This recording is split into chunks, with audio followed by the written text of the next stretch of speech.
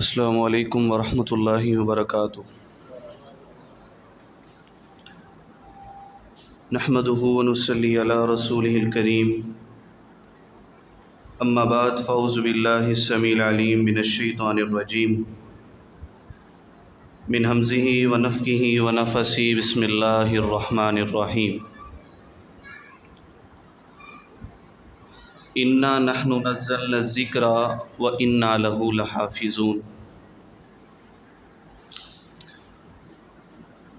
حضرات السامعین محترم،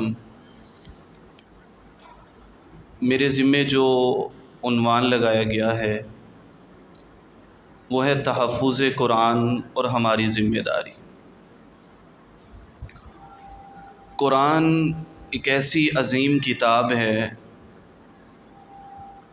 کہ جس کی عظمت کا اندازہ آپ اس بات سے لگا سکتے ہیں،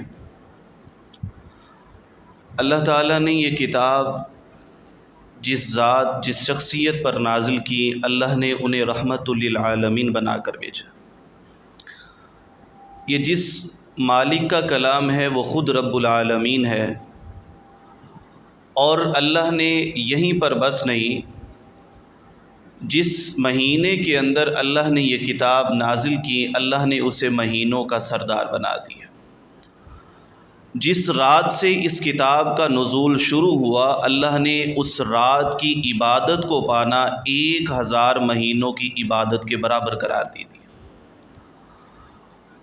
آپ اس کی عظمت، اس کے مقام، اس کے مرتبے کا اندازہ اس بات سے لگا سکتے ہیں،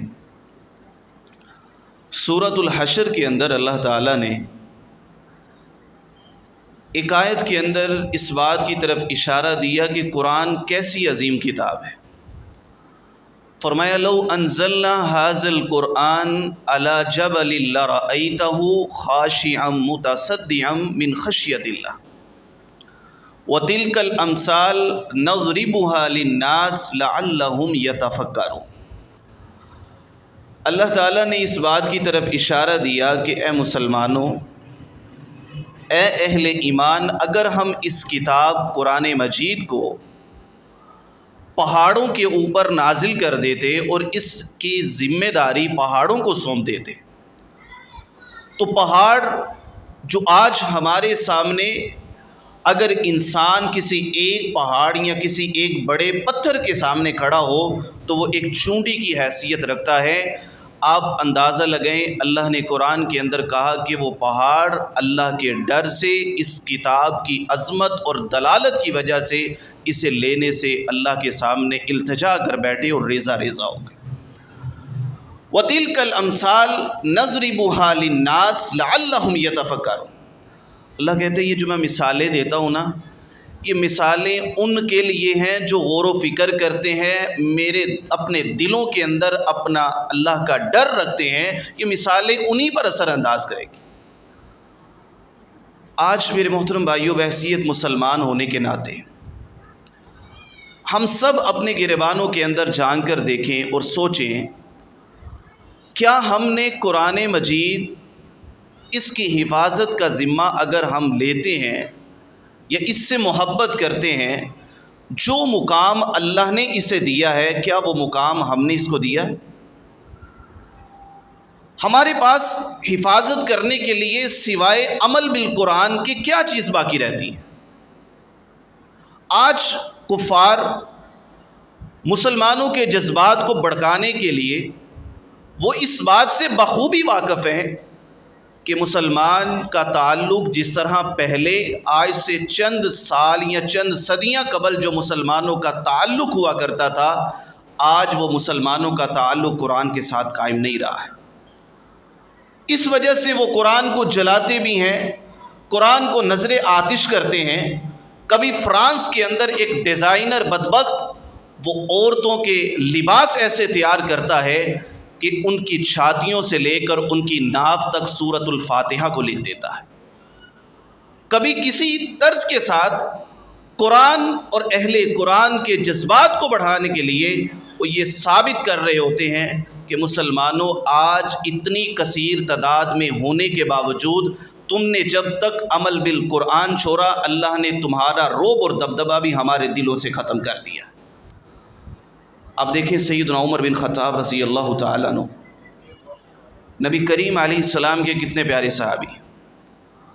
قرآن ان لوگوں کے دلوں پر، ان کی زندگی میں اتنا اثر انداز ہوتا کہ ان کے ایمان کی وجہ سے، ایمان کی حلاوت کی وجہ سے ان کے جسم کے رونگٹے کھڑے ہو جاتے۔ ابن کثیر رحمۃ اللہ علیہ لکھتے ہیں عمر رضی اللہ تعالیٰ عنہ کو اللہ کے پیغمبر علیہ الصلاۃ والسلام نے کم و بیش تقریباً 18 مرتبہ جنت کی بشارت دی۔ حضرت عمر کو اتنی مرتبہ جنت کی بشارت دینے کے باوجود قرآن کی ایک آیت پڑھ رہے ہیں، اور وہ آیت کیا ہے؟ وَجَنَّةٍ أَرْضُهَا كَعَرْضِ السَّمَاوَاتِ وَالْأَرْضِ۔ اللہ کہتے ہیں اس آیت کا ترجمہ، اس کا مفہوم یہ ہے کہ ہم نے جو جنت بنائی ہے وہ اتنی بڑی ہے کہ جس کی صرف چوڑائی اتنی ہے کہ جتنا زمین سے لے کر آسمان کا خلا ہے، اتنی چوڑائی تو صرف جنت کی ہم نے رکھی ہے، لمبائی کا کوئی تصور ہی نہیں ہے۔ عمر رضی اللہ تعالیٰ عنہ کعبۃ اللہ کے پاس کھڑے ہیں، مقام ابراہیم اور کعبۃ اللہ کے درمیان کھڑے ہو کر زاروں کی طرح رو رہے ہیں۔ غلام کہتا ہے میں نے عمر کو ایک نہیں بلکہ 20 مرتبہ اس قرآن کی تلاوت کرتے ہوئے سنا، یہی آیت پڑھتے جا رہے ہیں جنت کا، حالانکہ اس میں تذکرہ ہے۔ میں خود حیران تھا، پریشان تھا، قریب جا کر پوچھا امیر المومنین آپ قرآن کی کیسی آیت پڑھ رہے ہیں؟ اس میں اللہ نے جنت کا تذکرہ کیا ہے، نہ جہنم کا ہے، نہ قبر کا ہے، آپ پھر بھی اس کے اوپر رو رہے ہیں، وجہ کیا ہے؟ حالانکہ اللہ کے رسول نے تو آپ کو کئی مرتبہ جنت کی بشارت سنائی ہے، لیکن عمر خوش فہمیوں میں مبتلا نہیں رہے۔ عمر اس بات کے اوپر متمنی تھے اور وہ اس بات سے ڈرتے تھے کہ میں روتا اس لیے ہوں کہیں عمر کو کسی ایک عمل کی وجہ سے اللہ اس کی پکڑ نہ کر لے اور اللہ اتنی بڑی جنت سے عمر کو محروم نہ کر دے۔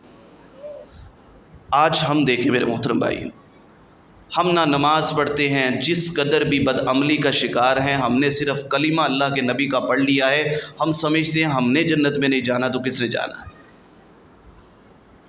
وہ لوگ عمل کر کے بھی اللہ کے ساتھ اس قدر خوف رکھتے، اللہ کی رحمت پر امید بھی تھی لیکن خوف سے بھی خالی نہیں تھے، اللہ سے ڈرتے، اس قرآن کے ساتھ تعلق اس قدر قائم تھا کہ یقین مانیے ان کی سیرتوں کا مطالعہ کر کے دیکھیں، ہمیں اندازہ ہو وہ کس قدر خوبصورت لوگ تھے۔ اللہ نے یہ سرٹیفکیٹ کہ میں ان سے راضی ہو گیا اور وہ مجھ سے راضی ہو گئے، اللہ نے یوں ہی نہیں عطا کیا، اس کے پیچھے سب سے بڑا سبب یہ تھا کہ وہ قرآن کے ساتھ اپنی زندگیوں کے شب و روز گزارنے والے بن چکے تھے۔ اس کی ایک اور مثال ابو بکر صدیق رضی اللہ تعالیٰ عنہ۔ نبی کریم علیہ الصلاۃ والسلام کی زوجہ مطہرہ ابو بکر کی بیٹی اماں عائشہ صدیقہ رضی اللہ تعالیٰ عنہ، اماں عائشہ کے اوپر جب تہمت لگی تو تہمت لگانے والوں میں سے ابو بکر صدیق رضی اللہ تعالیٰ عنہ کے ایک رشتہ دار تھے جن کا نام سیدنا مصطح تھا۔ اب مصطح بھی ان تہمت لگانے والوں میں شامل ہو گئے کہ ہو سکتا ہے نعوذ باللہ من ذالک اماں عائشہ نے یہ کیا ہو، یعنی وہ ایسا اقرار کرنے لگے۔ اب ابو بکر صدیق رضی اللہ تعالیٰ عنہ حضرت مصطح چونکہ قرابت داری کی وجہ سے ان پر خرچ کرتے تھے، ان کا ماہانہ طور پر خرچہ لگایا ہوا تھا۔ اب کون باپ ہے جس کی یہ غیرت گوارا کرے کہ اس کی بیٹی کے اوپر کوئی تہمت لگائے اور وہ پھر بھی اس پر خرچ کرے؟ ابو بکر صدیق رضی اللہ تعالیٰ عنہ نے کہا کہ اللہ کی قسم ہے میں آج کے بعد مصطح کے اوپر ایک پائی بھی خرچ نہیں کروں گا۔ اب اتنی بات کہیں، اپنے دل کے اندر یہ گمان، یہ وسوسہ پیدا کر لیا، رسول اللہ صلی اللہ علیہ وسلم کو نہیں بتایا۔ اب نبی کریم علیہ الصلاۃ والسلام پر قرآن مجید کی آیت نازل ہو گئی، فرمایا وَلَا يَأْتَلِ أُولُو الْفَضْلِ مِنْكُمْ وَالسَّعَةِ أَنْ يُؤْتُوا أُولِي الْقُرْبَى وَالْمُهَاجِرِينَ وَفِي سَبِيلِ اللَّهِ۔ کہا اے نبی آپ اپنے بندوں سے، اپنے ایک بندے سے کہہ دیجئے کہ اگر اللہ نے تمہیں وسعت والا، اگر تمہیں اللہ نے فاضل بنایا ہے، دوسروں سے افضل ایک مقام میں بنایا ہے، تو ان یؤتوا اولی القربى والمساکین والمہاجرین وفی سبیل اللہ، کہا کہ تم اپنے رشتہ داروں، مہاجرین، ہجرت کرنے والوں اور اللہ کی راہ میں خرچ کرنے والوں پر اللہ کا فضل، یہ انعام نہ روکو اگر تم چاہتے ہو۔ وَلْيَعْفُوا وَلْيَصْفَحُوا أَلَا تُحِبُّونَ أَن يَغْفِرَ اللَّهُ لَكُمْ، تم درگزر سے کام لو، تم وسعت ظرفی سے کام لو، اگر چاہتے ہو اللہ تمہارے گناہ بھی معاف کر دے، تم سے محبت بھی کرنے لگ جائے، تو اس کام کو کبھی مت روکنا۔ ابو بکر صدیق رضی اللہ تعالیٰ نے جب یہ آیت سنی کہ اللہ نے میرے متعلق یہ بات ارشاد فرما دی، تو ساتھ ہی قسم کا کفارہ بھی ادا کیا، تو کہنے لگے میں اللہ کی قسم اٹھا کر کہتا ہوں میرا ایمان اس بات کو گوارا نہیں کرتا کہ قرآن جس کام کے کرنے کا مجھے حکم دے اور میں اسے نہ کروں۔ آج ہم کتنے لوگ ہیں، ہم نماز پڑھتے ہیں، روزہ رکھتے ہیں، دین اسلام کے دیگر فرائض سر انجام دیتے ہیں، لیکن قرآن ہمیں صلہ رحمی کرنے کا حکم دیتا ہے، قرآن ہمیں ایک مسلمان کو مسلمان کے ساتھ ایک جسم ہونے کا حکم دیتا ہے، لیکن ہم لوگ اس بات کے اوپر آنے کے لیے تیار نہیں۔ قرآن کہتا ہے اختلافات ہو جانا بڑی بات نہیں ہے، لیکن ان اختلاف کا ایک ہی حل ہے، فَرُدُّوهُ إِلَى اللَّهِ وَالرَّسُولِ، اگر اختلاف کسی مسئلے میں ہو گیا ہے تو اللہ اور اس کے رسول کی طرف اس مسئلے کو لٹا دو، اس کا حل نکالنے کی کوشش کرو، تمہیں حل ضرور مل جائے گا۔ لیکن ہم اپنی جماعتیں، اپنی فرقیں، اپنی انا، اپنی ضد، اپنی ہٹ درمی کی وجہ سے اس بات کے اوپر آنے کے لیے تیار نہیں۔ آج ہماری زندگیوں میں قرآن کہاں ہے؟ یہ جتنے ہم احباب بیٹھے ہیں، ہم میں سے ہر شخص جانتا ہے کہ میرے گھر میں کتنے افراد رہتے ہیں۔ ماشاءاللہ 3، 4 یا 5 سے عدد سے زیادہ ہی افراد ہیں جو ایک ایک گھر میں رہتے ہیں۔ اب اتنے افراد ہیں، ایک ذمہ دار شخص کو یہ ذمہ داری کا پتہ تو ہوتا ہے، بیٹا کالج میں جائے گا تو اسے موبائل دینا پڑے گا، بیٹی کالج میں جائے گی اسے موبائل دینا پڑے گا۔ کیوں؟ کیونکہ جی دور کی ایک نئی جدت ہے، ضرورت ہے، ہر ایک کی ضرورت بن چکی۔ ماں کے پاس الگ موبائل ہے، باپ کے پاس الگ ہے، بیٹوں کے پاس الگ ہے، بیٹیوں کے پاس الگ ہے، بہوؤں کے پاس الگ ہے۔ ہاں، ضرورت کے لیے کسی چیز کو استعمال کرنا دین اس سے روکتا نہیں ہے، لیکن ہم دیکھیں کیا اتنے افراد کے ہونے کے باوجود کیا اتنے افراد کے قرآن کے مصحف ہمارے گھروں میں موجود ہیں؟ کیا کبھی کسی ماں نے، کسی والد نے یہ ذمہ داری بھی دیکھی ہو میری اتنی بیٹیاں اور اتنے بیٹے ہیں، میں نے ہر ایک کا قرآن کا مصحف ان کو الگ الگ دینا ہے، اور ان کی نگرانی اس بات کے اوپر کرنی ہے کہ تم نے روزانہ کی بنیاد پر، یومیہ طور پر قرآن کی اتنی آیات کم از کم پڑھو، لیکن قرآن کے ساتھ تعلق تمہارا ختم نہیں ہونا چاہیے۔ لیکن نعوذ باللہ من ذالک، ہم نے قرآن کو ایک رسمی طور پر سمجھ لیا ہے، اور سمجھتے ہیں کہ بیٹی کے سر پر رکھ کر قرآن کو توڑ دیا جائے۔ قرآن کے خلاف کتنے ہی مسئلے کیوں نہ ہو، ہم اس کی بے حرمتی عملی طور پر کر کے بھی ہم یہ سوچ رہے ہوتے ہیں کہ ہم قرآن سے بڑی محبت کرنے والے۔ ہم نے تو خوشیوں میں بھی قرآن کو نہیں چھوڑا، اب ٹیوے لگا کر وہ قرآن جی دلہن جہاں سے کھول لیتی ہے وہیں سے قرآن پڑھ کر سناتے۔ کیا قرآن کوئی ٹیبوں والی کتاب؟ نعوذ باللہ من ذالک، ایسے عظیم لوگ تھے کہ جو قرآن کو اپنی زندگی کا دستور سمجھتے تھے۔ احمد بن حنبل رحمۃ اللہ علیہ، ان کے ایک شاگرد تھے، ان کے متعلق آتا ہے کہ ان کی صرف 2 بیٹیاں تھیں۔ احمد بن حنبل رحمۃ اللہ علیہ کو وہ بار بار کہا کرتے تھے کہ اب میرے گھر میں تشریف لائیں، استاد جی اب مجھے خدمت کا موقع دیں۔ اب ایک بستی اور دوسری بستی کا ذرا فرق تھا۔ ایک دن استاد نے کہا کہ شاگرد اتنا اصرار کرتا ہے، چلو کوئی نہیں، اس کی گھر کی طرف چلا جائے، اس کی دعوت کو قبول کر لیا جائے۔ اللہ کا کرنا ایسا ہوا، احمد بن حنبل رحمۃ اللہ علیہ اپنے شاگرد کے پاس چلے گئے، اس کے گھر میں رات کو قیام کرنے کا ارادہ کر لیا۔ اب 2 بیٹیاں، بیٹے نہیں ہیں، 2 بیٹیاں دونوں نے باپ سے حفظ کیا ہے۔ اب زندگی کے اندر خیر دیکھیں، زندگی کے معاملات میں برکات دیکھیں، آپ اس کا اندازہ تب آپ کو ہو سکتا ہے جب آپ خود بھی عمل کرتے ہیں اور قرآن گھر والوں کو بھی اس کے ساتھ تعلق استوار کرنے کی کوشش کرواتے ہیں۔ احمد بن حنبل رحمۃ اللہ علیہ کہتے ہیں، میں نے ان کا یہ معمول تھا کہ کھانا بہت کم کھاتے تھے، اور دوسری ان کی یہ شرط تھی کہ رات کو وہ تہجد کا ضرور اہتمام کرتے تھے۔ ایک دن اللہ کا کرنا ایسا ہوا، جب شاگرد کے گھر آئے تو کھانا بھی معمول سے زیادہ کھا لیا، اور تہجد کے لیے وضو کرنے کے لیے ایک برتن کے اندر شاگرد نے، جہاں امام نے قیام کرنا تھا جس کمرے کے اندر جس جگہ کے اوپر، وہاں ان کے لیے پانی اس برتن کو رکھ دیا تاکہ رات کو وضو کا اہتمام کر کے میرے استاد تہجد کا بھی اہتمام کر لیں۔ اب بیٹیاں کھانا پکا کر، روٹیاں بنا کر دے جا رہی ہیں۔ انہوں نے کہا، ہمارے والد تو کہتے تھے کہ استاد کھانا بہت کم کھاتے ہیں، لیکن ہمیں تو معلوم ہوتا ہے کھانا بڑا کھا رہے ہیں۔ اب صبح ہوئی، جب وہ اپنے اس جگہ پر چلے گئے، اللہ کا کرنا ایسا ہوا کہ جو برتن مشکیزہ پانی کا رکھا تھا وضو کے لیے، وہ بھی ویسا کا ویسا پڑا۔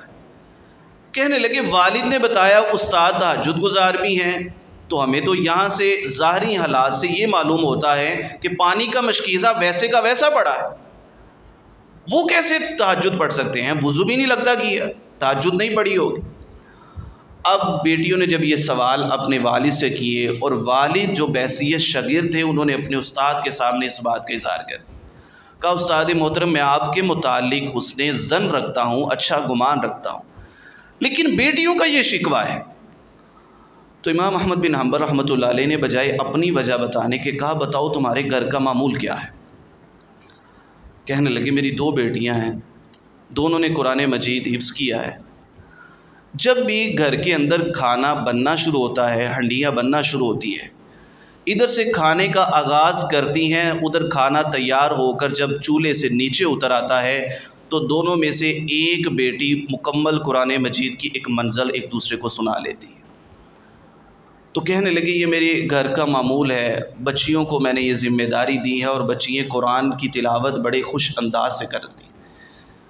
تو امام احمد بن حنبل رحمۃ اللہ علیہ کی آنکھوں سے آنسو آ گئے، تو آنسوں سے جاری آنسوں کے ساتھ یہ بات کہنے لگے کہ اللہ کی قسم ہے، یہ قرآن کی حلاوت، ان بچیوں کی قرآن کی تعلیم اور تعلق کی وجہ سے اللہ نے ان بچیوں کے ہاتھ میں اتنی برکت رکھی کہ اللہ کی قسم میں ایک لقمہ روٹی کا کھاتا تھا تو دل چاہتا تھا کہ میں دوسرا لقمہ بھی اپنے جسم کا حصہ بناتا جاؤں، حتیٰ کہ جب مجھے وقت کا احساس ہو گیا کہ میں کتنی دیر سے کھانا کھا رہا ہوں، تب جا کر میں نے کھانا ترک کر دی۔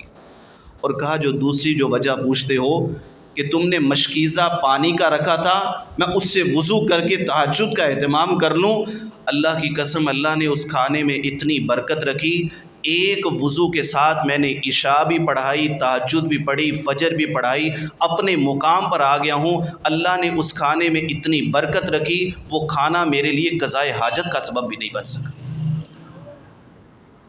آپ اندازہ لگائیے میرے محترم بھائیوں، یہ قرآن ایسی عظیم کتاب ہے جس کی عظمت، جس کے مقام کو آج تک ہم پہچان نہیں سکے۔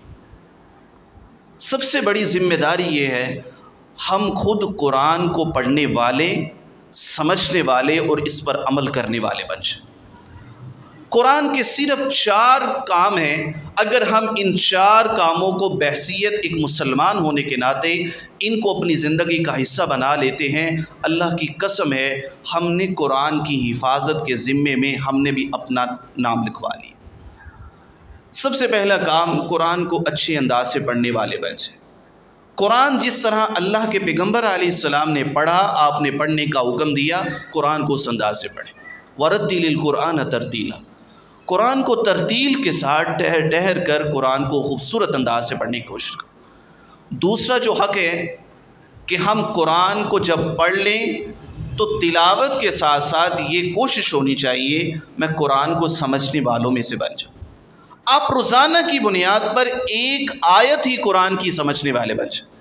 علی رضی اللہ تعالیٰ عنہ کو نبی کریم علیہ السلام نے فرمایا تھا، آپ نے فرمایا کہ علی، اگر تم ایک قرآن کی آیت پڑھ لیتے ہو تمہارے لیے فضیلت کافی ہے کہ اگر تمہیں کہا جائے کہ اس مکہ کی سب سے خوبصورت اونٹ یا اونٹنی تمہیں اللہ دے دے، تو کہا ایک آیت کو سمجھنا، اس پر عمل کرنا، یہ اس سے کہیں بڑا افضل عمل ہے۔ تو دوسری بات میرے محترم بھائیوں، قرآن کو ہم اس طرح سمجھیں کہ جس طرح اس کے سمجھنے کا حق ہے۔ تیسرا حق یہ ہے ہم قرآن کے اوپر عمل کرنے والے بن جائیں۔ قرآن جس کام کے کرنے کا حکم دے وہ کر گزرے، جس سے روکے اس سے رک جائے۔ جس طرح ابوبکر صدیق رضی اللہ تعالیٰ عنہ، انہوں نے یہ نہیں دیکھا کہ میری رشتہ داری ہے، میرا جھگڑا ہے، انہوں نے ہوتے کون ہے میری ذات یا میرے خاندان پر بات کرنے والے، انہوں نے سب باتوں کو چھوڑ کر صرف 2 باتوں کی طرف اشارہ کرتے ہوئے اپنی بات کو ختم کر دیا کہ میں یہ بات پسند کرتا ہوں اللہ مجھ سے محبت بھی کرے اور میرے گناہ بھی معاف فرما دے۔ اللہ نے اسی بات کی طرف مجھے اشارہ کیا۔ اگر ہم چاہتے ہیں اللہ ہمارے معاملات کی اصلاح کر دے تو اپنے اخلاق و کردار کے اوپر اس طرح کوشش کریں جس طرح قرآن ہمیں تلقین کرتا ہے۔ قرآن جن باتوں سے روکتا ہے اس سے رک جائے، اپنی زبانوں کو کند کر لیں، اپنے ہاتھ سے کسی مسلمان کے لیے زیادتی کا باعث نہ بنے، اپنے کردار سے کسی کے لیے ایسی زیادتی کا باعث نہ بنے جو کل کو آپ کے کسی بھی نیکی کو گنوانے کے لیے ثابت ہو۔ اللہ تعالی ہمیں ایسی شرمندگی سے، ضلالت سے اپنی پناہ عطا فرمائے۔ آخری میرے محترم بھائیوں، چوتھا یہ حل ہے، سمجھنے عمل کرنے کے بعد ہم قرآن کو آگے پہنچانے والے بن جائیں۔ یہ اس امت کی خاصیت تھی، اس امت کی ذمہ داری تھی کہ وہ نیکی کا حکم دیتے اور برائی سے منع کرتے تھے۔ لیکن آج ہم کیا کرتے ہیں؟ ہم جھگڑے بھی کر لیتے ہیں، بحث مباحثہ بھی کر لیتے ہیں، لیکن کسی کو اچھے انداز کے ساتھ سمجھانے کے لیے تیار نہیں، کسی کے پاس اچھی گفتگو لے کر جانے کے لیے تیار نہیں۔ ہم کہتے ہیں جی وہ جھگڑا کرنے کے لیے آئے، ہم دیکھ لیں گے۔ اب مسجدوں میں یہ حال ہے، حالانکہ اللہ تعالیٰ نے قرآن عزیز کے اندر کیا کہا تھا؟ فرقے ہو سکتے ہیں، جماعتیں بے شمار بن سکتی ہیں، لیکن یہ بات یاد رکھو ان ھذہ امتکم امۃ واحدہ، تم سب کے سب ایک امت ہو۔ اور اللہ نے قرآن عزیز کے ایک مقام پر فرمایا واعتصموا بحبل اللہ جمیعا ولا تفرقوا، اللہ کی رسی یعنی قرآن کو مضبوطی سے تھام لو، اس کو پکڑ لو۔ یہ ایسی رسی ہے جس کا اگر ایک سرہ تمہارے پاس ہے تو دوسرا سرہ اللہ کے پاس ہے۔ ولا تفرقوا، اللہ نے سب کو کہا، ایک دوسرے کو کہا کہ تفرقے میں مت پڑو۔ اب تفرقوں سے بچنا چاہتے ہیں، اس کا بہترین حل یہ ہے ہم اللہ کی رضا کے لیے مسلمان بھائی کو مسلمان تصور کرنے والے بن جائیں۔ آج دیکھیں اہل سنت بھی ہیں، دیوبند بھی ہیں، شیعہ بھی ہیں، ہر کوئی ہے۔ آپ اس سے جا کر پوچھیں کیا تم کلمے کا اقرار کرتے ہو؟ ہاں، وہ اگر اقرار کرتا ہے کہ میں نے کلمہ اللہ کے رسول کا پڑھا ہے، عقیدے کے اندر اس کی کوئی اختلافات ہیں، تو آپ کا حق نہیں بنتا کہ آپ اس کے متعلق اپنے دل کے اندر بغض رکھیں، آپ اس کے متعلق عناد رکھیں۔ ہاں، اگر وہ ازواج مطہرات اور صحابہ کرام رضوان اللہ علیہم اجمعین یا اللہ کے ولیوں کے متعلق آپ کے سامنے بکواس کرتا ہے تو آپ کا یہ حق بنتا ہے، آپ اللہ کے لیے اگر اس سے محبت کرتے ہیں تو اللہ کے رسول نے کہا ہے آپ اللہ کے لیے اس سے دشمنی بھی رکھیں۔ دشمنی کا یہ طریقہ نہیں، ہم اسلحے نکال لیں، ہم ان کے متعلق کوئی ایسی واردات پیش کریں کہ وہ اشتعال انگیزی کے اوپر اتر آئیں، تو میرے محترم بھائیوں آج ہمارا معاشرہ ان چیزوں کا متحمل نہیں ہے۔ ہمیں ضروری طور پر سوچنا اور سمجھنا چاہیے، ہم اس قرآن کے مطابق اپنی زندگی کے شب و روز گزارنے والے بن جائیں۔ اللہ تعالیٰ سے میں دعا گو ہوں جو گزارشات آپ کے سامنے کی، اللہ مجھ سمیت ہم سب کو ان پر عمل کرنے کی توفیق عطا فرمائے۔ اللہ ہم سب کے حال پر رحم فرمائے، ہم سب کی اندرونی بیرونی شرور اور حادثات سے اللہ ہماری حفاظت فرمائے۔ اللہ ہمیں ہر قسم کی آفتوں پریشانیوں سے اپنی پناہ عطا فرمائے۔ جتنے مسلمان پریشان ہیں اللہ سب مسلمانوں کی پریشانیاں دور فرمائے، سب مسلمانوں کی جو اس دنیا سے وفات پا چکے اللہ ان کی اگلی منزلوں کو آسان فرما دے، اور جو حیات ہیں بیمار ہیں اللہ صحت یابی والی زندگی نصیب فرمائے، ہسپتالوں کے اندر زیر علاج ہیں اللہ انہیں بخیر و عافیت اپنے گھروں کی طرف واپس لوٹا دے، اللہ سب کے حال کے اوپر رحم فرمائے، ہمیں اس قرآن کے احکامات کو سمجھ کر ان احکامات کے مطابق اپنی زندگی کے شب و روز گزارنے کی توفیق عطا فرمائے۔ اقول قولی ھذا واستغفر اللہ لی ولکم ولسائر المسلمین واستغفروہ انہ الغفور الرحیم۔